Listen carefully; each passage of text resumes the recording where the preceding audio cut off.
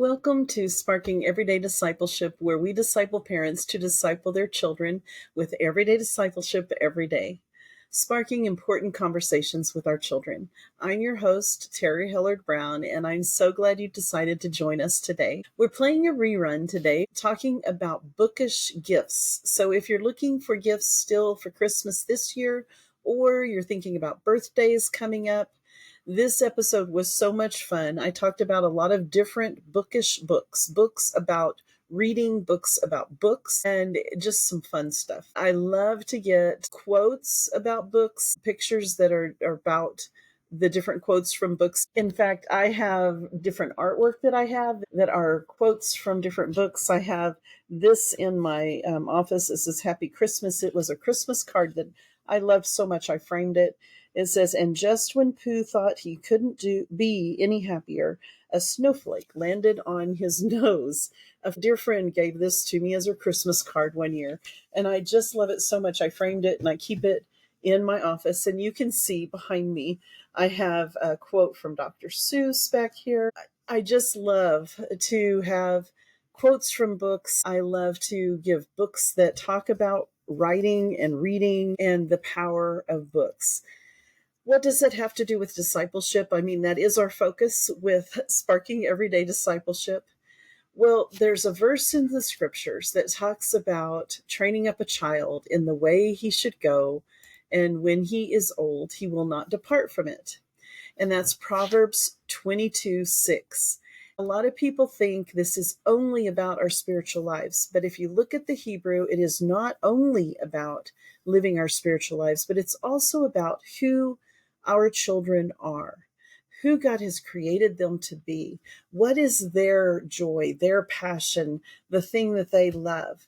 And so, especially if you're homeschooling, we need to look at those bents, those personality traits, those giftings that God has put into our children's lives that brings delight, that brings joy into their hearts and into their lives, and build on that. And if you've got children who are on the autism spectrum, this is especially important because they have their thing that is their thing and they know everything about it.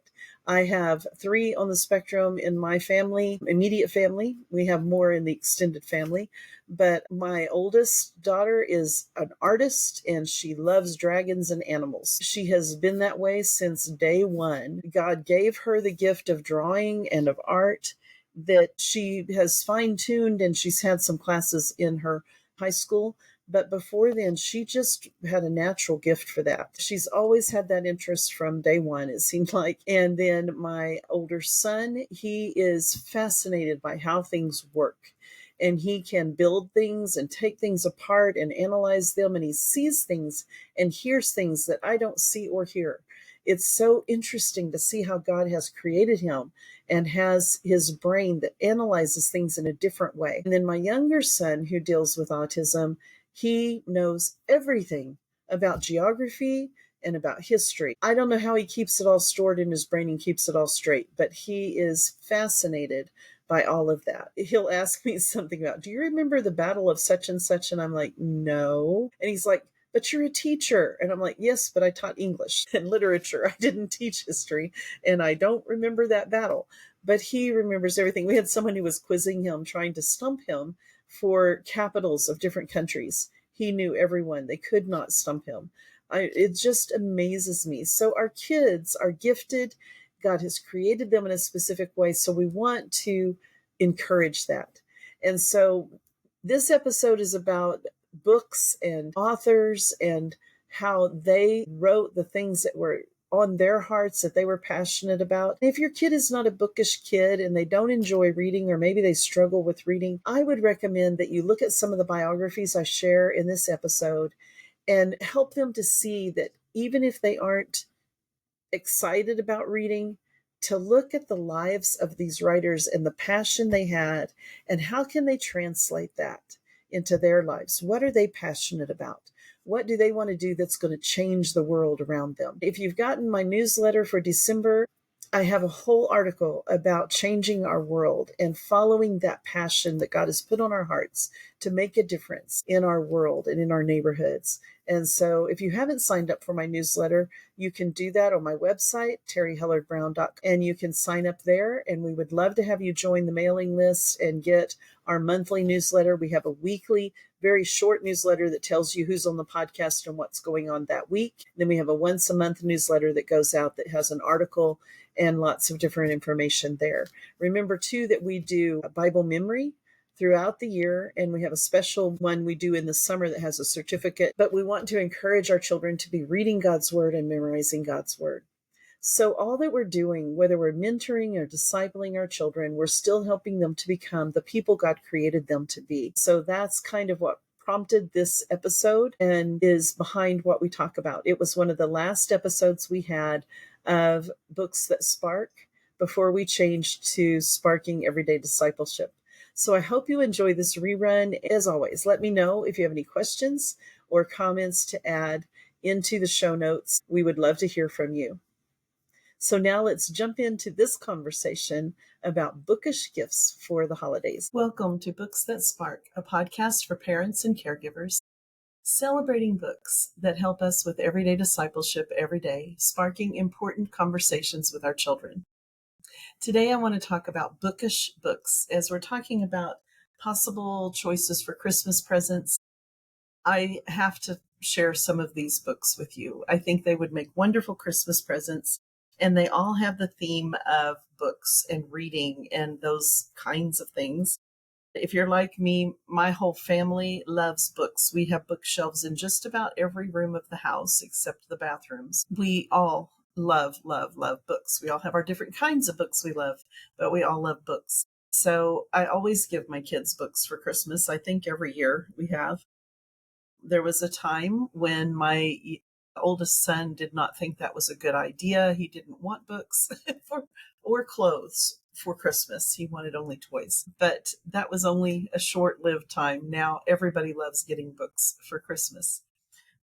The first ones I want to share with you are for kids who love books. The first one is All the Books. This is by Haley Rocco and illustrated by John Rocco. And it's so cute. This little mouse loves all her books. And she has a few books that she keeps having to get bigger things to carry her books around with her because she takes them with her wherever she goes. And eventually they fall off her wagon. She's got a wagon she's pulling. They fall off. They get in the mud and the water. And she's so upset. Then she finds this wonderful place called the library and starts to understand that she can read all the books and return them to the library. Other people can read the books and everyone can enjoy them. So it's a really cute book about books and about libraries and reading and how much fun that is. Another one with a similar message, but also about falling in love with reading is by Patricia Polacco. She has so many good books. This one is called Palace of Books, and it's specific about her first learning about the library and learning about books. And they had moved to a new community, and she's learning about the library and finding books. If you know anything about her, she is an artist and a writer, but she also is dyslexic, I believe. Anyway, she was in special ed when she was younger. One of her most famous books is Thank You, Mr. Falker. This one is such a wonderful book about a girl who's dyslexic, and her teacher takes the time to help her learn to read and how powerful that is in her life. So these two books I think are really wonderful. And if you have reluctant readers because they're dyslexic or struggling with reading, I do have some books I want to suggest for them for this Christmas. And that way maybe they won't mind receiving books so much if they can see how fun these books can be. The main one I like, and these are books for reluctant readers, by Beth Bacon. So if you look up Beth Bacon, she has several books that are out and are really cute. One is I Hate Reading, How to Read When You'd Rather Not. The book No One Wants to Read. Blank Space. This one's really beautiful. It says a story about reading for 7 to 10-year-old reluctant readers. And these are for your older readers in the picture book and going into chapter book age. This blank space one I just love. It really is clever and very sweet. These books are so much fun because it's like the children are reading without realizing they're reading, and it makes it a lot less painful for them to read. So Blank Space, the book no one wants to read, and I Hate Reading. And she may have others, but those are the ones I'm familiar with. The Worst Book Ever is another one of hers, but it has a lot of potty language and stuff in it. So it's not my favorite, but the others I really like. Then we have some other books that are just fun. I've mentioned The Panda Problem before, one of my favorite books, and it's talking about how every story needs a conflict. So it's also ironic. You can talk about irony, you can talk about story structure and needing conflict in the plot, and it's just a fun, funny book. So I love that one. Another one is Planting Stories, The Life of Librarian and Storyteller Pura Belpre. It's a Jamaican name, so I'm not sure how to pronounce it. But it is a really cool book about this. It's a biography of this woman who lived, and she made sure there was a library for students to be able to read books. Her story is just full of life, and it's just so interesting. I have this book, and I really love it. Another fun one for your younger readers is Interrupting Chicken. And this one's about storytelling and bedtime stories. And it's so cute. If you haven't seen Interrupting Chicken, you should really get that one. It's a lot of fun. So Interrupting Chicken, his father's trying to tell him a bedtime story and he keeps interrupting the story. And so he's like, no, don't do this. Like with Little Red Riding Hood. No, he's a bad wolf. Stay away from him. And she did, and the end, and it's like, it's so funny. Anyway, I really think it's a cute story. There's one very odd little book, and I don't know. It's quirky. I don't know if I would recommend it or not. It's called The Fantastic Flying Books of Mr. Morris Lesmore. And it's quirky. It's just quirky. If you read between the lines, you know that it's kind of like people are passing away. A person passes away. But it's kind of beautiful at the same time. This is what I would recommend you reading first before you buy it for a child. It's a specific kind of child who would enjoy this kind of a book. And it wouldn't be for your very young readers, I don't think. Of course, one of the favorite ones out there, and if I didn't mention this one, probably people would be upset with me, is Library Lion. Such an adorable book about libraries again and books, and this lion who goes to the library, and it's just so cute. A lot of people, this is like their favorite book. Another one is You Are a Reader, You Are a Writer. I've mentioned this one before on a couple podcasts, by April Jones Prince and illustrated by Christine Davenier. And it's really an encouraging book. So if you've got students and you're going to maybe be introducing creative writing in the next semester, because we usually do creative writing toward the end of the year, this would be a good one to really inspire them, to get them thinking about how they are readers and writers. And it's such a cute book. And it's one of those, it's got two books in one. When you read the front part, it's the one book, and you flip it over and it's the other book. So it's just really cute. Then I wanted to talk about a few really special picture books about authors. And of course, some of my favorites, C.S. Lewis. There's a book called Finding Narnia, the story of C.S. Lewis and his brother. And this is a picture book by Carolyn McAllister and illustrated by Jessica Lannon. And it's just a beautiful book. There are others about C.S. Lewis as well, picture books and chapter books that talk about his life that are good as well, but I like this one. J.R.R. Tolkien has John Ronald's Dragons, the story of J.R.R. Tolkien. And this is also by Carolyn McAllister and illustrated by Eliza Wheeler. This is a really cool book as well. So these books are very short picture books that start to introduce these authors to us. So I think they're fun. Then we have Becoming Beatrix, The Life of Beatrix Potter in the World of Peter Rabbit by Amy M. O'Quinn. And she was on our podcast. You can go back into the archives and listened to her interview, and she wrote this one. There are several biographies about Beatrix Potter, and I highly recommend the movie with, oh, I can't think of her name, the actress, but there's a movie that was made about her life that is just wonderful. And I just love it. And there's also one that's a documentary about her life that is really wonderful to watch. If you have a child that wants to be a writer and is very bookish, these would be fun movies to watch together. The one about her life had some sadness in it. Her first fiance passed away before they could be married. And so, of course, there's some sadness in there, but it's a really beautiful, poignant story about her life. And then when I think of books about books and writing and all of these kinds of things, one of my very favorite books of all time is Little Women by Louise May Alcott. I just love the story, and I always love that story. I've reread it many times.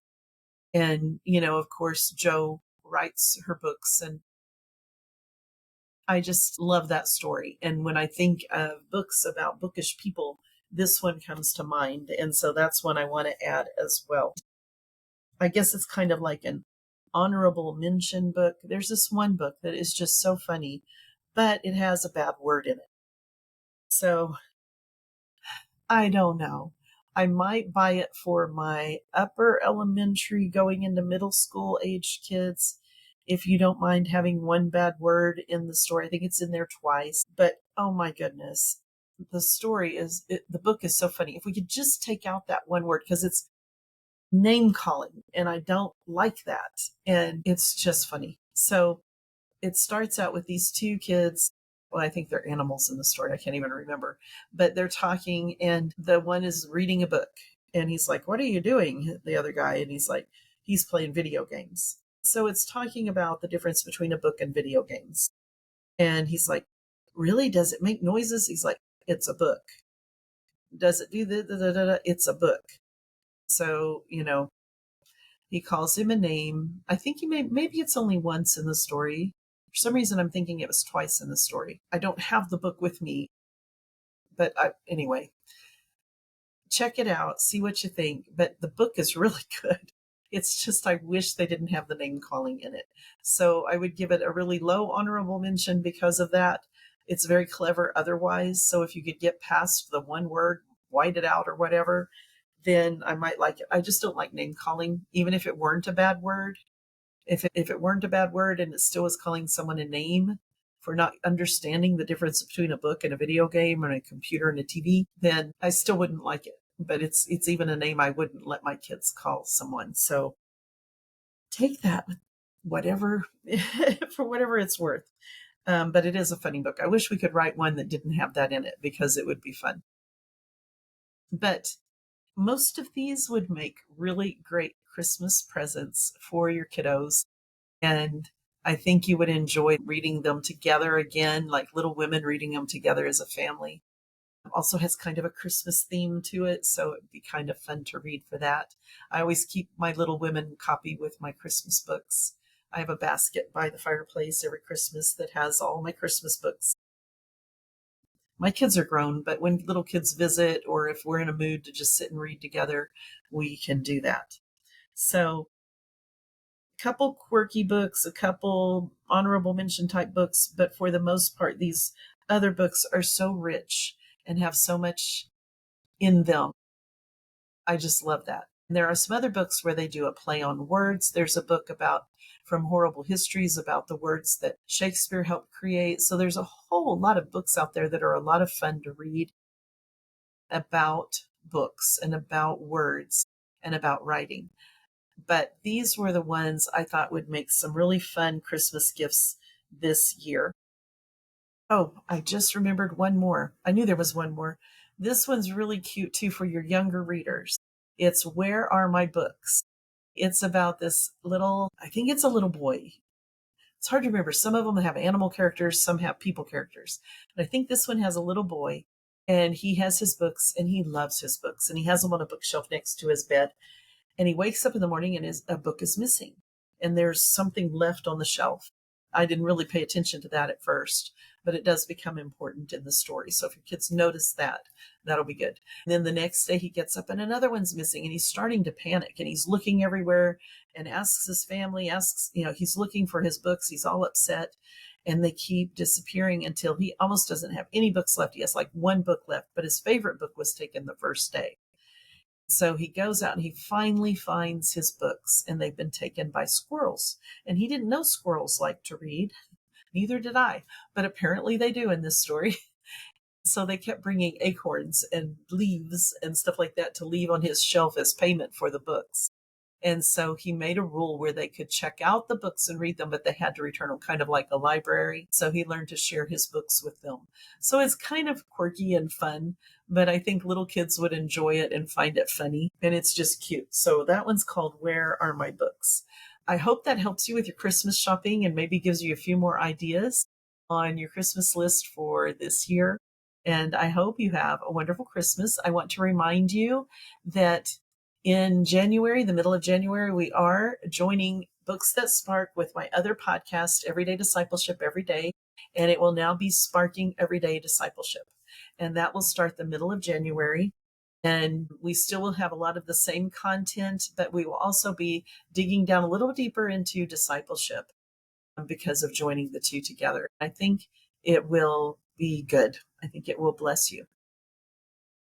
I hope you're enjoying that these are video now. This is not my favorite thing. I don't like being on camera, but I love getting to talk to authors and others and see their faces and enjoy the conversation with them. And I hope that you're enjoying the conversations with the different writers that we've started interviewing on video.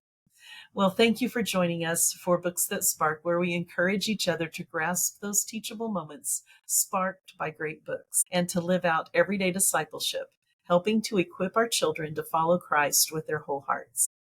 If you liked this episode, please like and share, tell others about it. We would love for more people to know that we're here. And you can leave any questions or comments in the comment section on the blog post at my website, terriehellard-brown.com. If you go there, you can find the drop down for Books That Spark and find this episode and leave comments in that section. So we love to hear from you, and we respond to every comment and question. So please feel free to do that. We pray that you feel empowered to walk by faith and to embrace everyday discipleship every day with the children in your life. Thank you for spending time with us today. If we sparked any questions or comments, as always, put those in the comment section with the show notes, and we will get back to you as soon as possible. We love to hear from you. And if you want to check out on my website, we have all kinds of free things that you can download. You can join our mailing list and get access to even more free items. Our heart and our desire is to equip families to help you and encourage you as you seek to disciple your children. So we're here to try to answer questions, to offer materials, to suggest wonderful resources that are out there that can bless your family and bless your home. Our biggest prayer, as always, is that you feel empowered, equipped, and encouraged to walk by faith and to embrace everyday discipleship every day with the children in your life.